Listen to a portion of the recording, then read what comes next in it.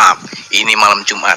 Buat apa saya selalu memohon hanya kepada Allah. Semoga memohon doa dengan ini itu Allah akan membukakan segalanya dan membukakan kedua Allah.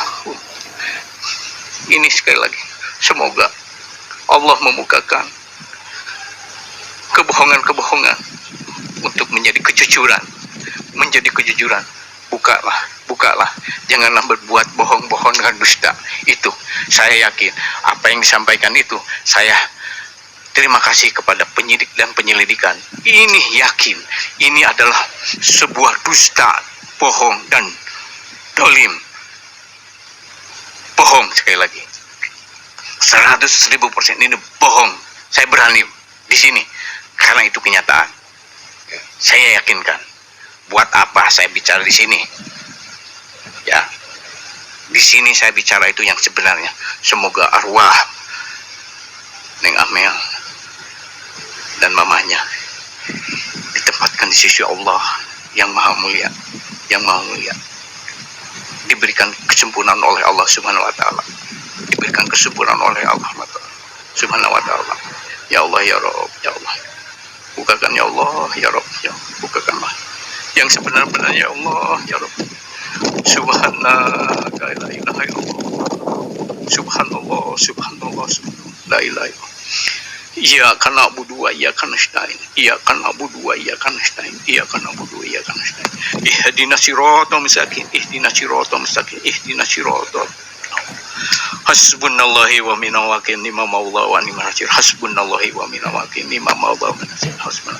Semoga malam ini menjadi malam barokah. Assalamualaikum warahmatullahi wabarakatuh. Sehat selalu buat teman-teman semuanya tanpa terkecuali. Baik, itu adalah sebuah video saat dahulu ya, tempo dulu. Dimana video tersebut adalah ada sebuah diskusi antara Bang Hery Susanto kemudian Bang Freddy dengan Pak Yosep, dan katanya mendatangi rumah Pak Yosep itu sendiri, dan kemudian di situ ada momen diskusi dan sebagainya, bahkan sampai 40 menit, itu waktunya sangat panjang sekali. Dan saya petik-petik saja karena memang ini sangat penting barangkali terkait dengan pembahasan yang sekarang. Pertama adalah terkait doa. Ya, doa bahwa luar biasa memang doanya Pak Yosep ini, insya Allah akan terbuka semuanya. Poinnya itu, harapannya itu adalah akan terbongkar semuanya, terbuka semuanya, siapa pelaku di dalam Rajapati Ibu Tuti dan Amelia itu ya teman-teman. Nah, kemudian bersinggungan dengan bahasa ini juga pada suatu video yang lain, dan kebetulan saya juga punya sebenarnya, ada di dalam komputer itu. Ternyata begini, Pak Yosep itu pernah mengatakan dan beberapa kali mengatakan bahwa saya tahu pelaku yang sebenarnya. Saya tahu pelaku yang sebenarnya. Lalu kemudian juga terkaitan dengan video ini juga bahwa Pak Yosep itu pernah mengatakan bahwa saya akan bongkar semuanya. Saya akan bongkar semuanya. Teman-teman pasti pernah melihat dan mendengar video itu. Kalau teman-teman ini mengikuti benar-benar dari awal, pasti akan melihat. Sebenarnya kita juga punya video itu dan kita simpan di dalam sebuah khusus ya, data khusus di komputer saya, memang khusus kasus Subang itu. Nah, teman-teman, hal yang menarik yang harus saya bahas adalah pertama terkait doa. Doa ini secara sosial barangkali saya pribadi juga melihat sosok Pak Yosep adalah ya sosok yang sosial barangkali tinggi. Kemudian saya pribadi ke beliau juga baik-baik saja. Kemudian kita juga beberapa kali ya ketemu dengan sosok Pak Yosep ini ketika misalkan di Polda pernah diskusi dari sore sampai pagi dan sebagainya, makan bareng dan sebagainya.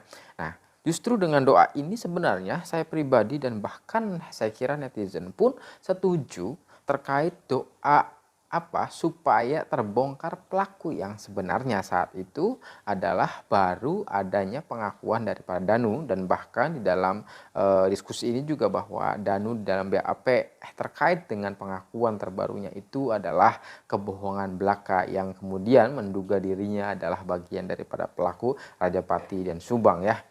Nah, setuju sekali lagi terkait doa itu.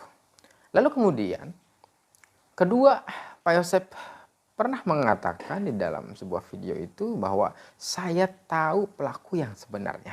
Nah, ini juga saya setuju sekali ketika kemudian beliau mengatakan saya tahu pelaku yang sebenarnya itu dengan catatan bisa membuktikan, bisa menunjukkan sebuah bukti, petunjuk, bahkan tadi alat bukti yang kemudian apa yang dikatakannya itu adalah sebuah kebenaran.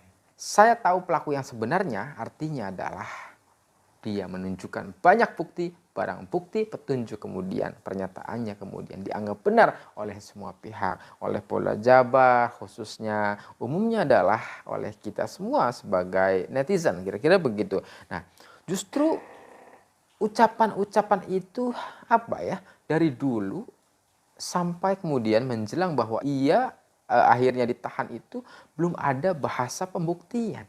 Bahwa misalkan saya akan bongkar semuanya, itu tidak ada kemudian indikator-indikator yang memang beliau ini ingin membuktikan, ya enggak, bahwa ada pelaku yang lain yang memang mengeksekusi kedua korban itu. Nah, artinya adalah justru sebenarnya bahasa itu dari siapapun kita wajib menyerapnya. Nah, tapi kemudian yang lebih bernilai adalah seseorang mengatakan A tetapi bisa membuktikan bahwa pernyataan A adalah benar. Justru yang kedua ini tidak diinginkan atau tidak diaminkan oleh sebagian besar netizen, bahwa ketika kita mengatakan A, saya tahu pelaku yang sebenarnya misalkan, kemudian tidak bisa membuktikan, justru di sini adalah tanda tanya. Seakan kemudian mengerucutkan kembali netizen pandangannya, itu mah hanya omongan-omongan belaka. Lah, jangan-jangan misalkan dahulu ada persepsi sebuah pernyataan dan itu bohong atau tidak, tetapi pada akhirnya dengan pernyataannya dia itu akhirnya si malakama bahwa dirinya tidak bisa membuktikan, akhirnya persepsi yang jelas terkonstruksi oleh netizen itu adalah paling dirinya, kira-kira begitu. Nah, sehingga ternyata akhirnya terjawab juga. Inilah kemudian the power of netizen juga, the power of netizen, bahwa insting, ya, bahkan bukan hanya insting, menurut saya netizen ini berdasarkan peredaran media massa, kemudian dasar-dasar segala ucapan yang telah dilontarkan oleh saksi, semua netizen ini meneliti, ya enggak? Suara netizen adalah suara Tuhan, bisa juga dikatakan itu karena seringkali netizen itu bisa mengarahkan kepada kebenaran yang hakiki. Nah, itu. Lalu kemudian yang ketiga, bahwa saya akan bongkar semuanya, katanya. Nah, saya akan bongkar semuanya ini juga sama konsepnya dengan yang kedua, bahwa justru saya akan bongkar semua ini harus bisa membuktikan bahwa apa yang dibongkarnya itu benar-benar ada. Ini yang menjadi pertanyaan netizen, kok yang dibongkarnya tidak ada? Yang dibongkarnya tidak ada kemudian mengatakan bahwa akan dibongkar pelaku yang sebenar-benarnya. Nah, ini kan tidak matching nih.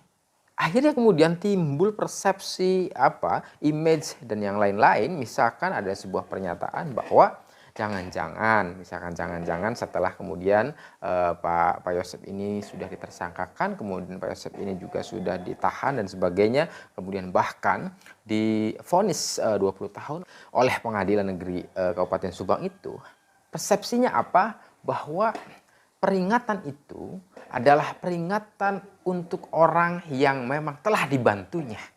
Sebuah contoh, misalkan ada dugaan bahwa yayasan itu telah dikatakan oleh Bapak Surawan ada data fiktif misalkan.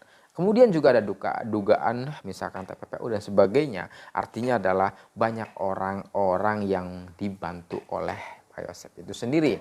Misalkan dalam hal pencairan, misalkan di dalam hal sosial dan sebagainya. Intinya adalah persepsi ini masyarakat netizen menduga itu adalah ingin dapat bantuan daripada orang-orang yang telah dibantunya saat itu. Misalkan terkait yayasan. Ini kemudian yang melandasi atau mendasari bahwa kenapa akhirnya ada dugaan adanya TPPU lah, adanya kemudian data fiktif, kemudian kok bisa mencairkan dana miliaran rupiah itu, yang enggak setiap tahunnya, padahal siswanya tidak ada. Apakah ini kemudian ada keterlibatan birokrat maupun pejabat yang memang super power dan sebagainya. Nah, justru ini indikasinya adalah memanggil para birokrat maupun pejabat itu supaya membantunya. Ini sebuah persepsi loh ya. Persepsi atau anggapan atau dugaan sementara, hipotesa lah kira-kira begitu. Nah, terkait itu kemudian juga yang mendasari akhirnya birokrat dan pejabat yang terkait yang memiliki superpower itu juga harus diselidiki dan disidiki oleh pihak Polda Jabar, bahwa jelaslah ketika pencairan itu bisa cair miliaran rupiah dan kemudian di dalam yayasan atau sekolah itu ada pengawas dan sebagainya, seharusnya mereka itu tahu, tetapi nyatanya kemudian antara pengawas sampai kepada Dignas misalkan kok bisa juga mencairkan itu.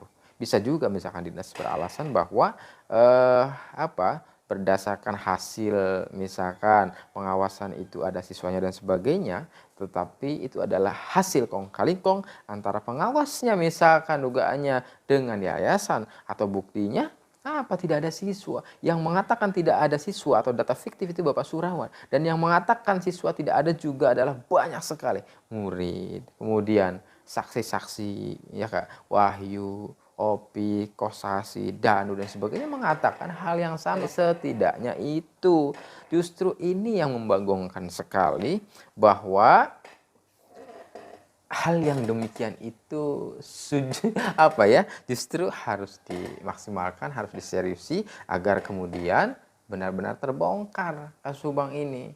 Nah, sekali lagi kembali pada pernyataan bahwa Pak Yosep itu mengatakan yang sebenar-benarnya, itu sekali lagi kita support ya, saat itu ingin membongkar dan sebagainya, tetapi nyatanya tidak membongkar, kemudian nyatanya juga tidak tidak menggali, menyodorkan alat bukti, petunjuk, barang bukti dan sebagainya, sehingga dikatakan omon-omon belaka, sehingga dugaan itu saat itu bertebaran bahwa jangan-jangan pelakunya Pak Yosep, kira-kira begitu. Dan ini terbukti di dalam persidangan, ternyata divonis 20 tahun penjara. Kemudian melakukan upaya hukum biasa lagi, yaitu tingkat kedua banding. Kemudian juga ditolak. Kemudian melakukan juga upaya hukum yang biasa lagi, yaitu dengan cara kasasi. Dan katanya saya dengar upaya hukum juga dilanjutkan, yaitu upaya hukum luar biasa melalui PK. Walaupun memang belum ada kabar terkini terkait PK, apakah akan diterima atau akan dipersidangkan atau tidak. Yang jelas per hari ini bahwa tersangka Yosep sudah menjadi terpidana 20 tahun penjara, dan kemudian anak tirinya, anak daripada Ibu Mimin, Abi Aulia itu juga sudah ditahan oleh Polda Jabar dan dinyatakan P21. Katanya begitu. Nah, artinya ketika sudah P21 maka akan diolah oleh pihak kejaksaan, dibuat surat dakwaan, kemudian akan disidangkan di pengadilan ya teman-teman. Baik, semoga manfaat. Terima kasih. Wassalamualaikum warahmatullahi wabarakatuh.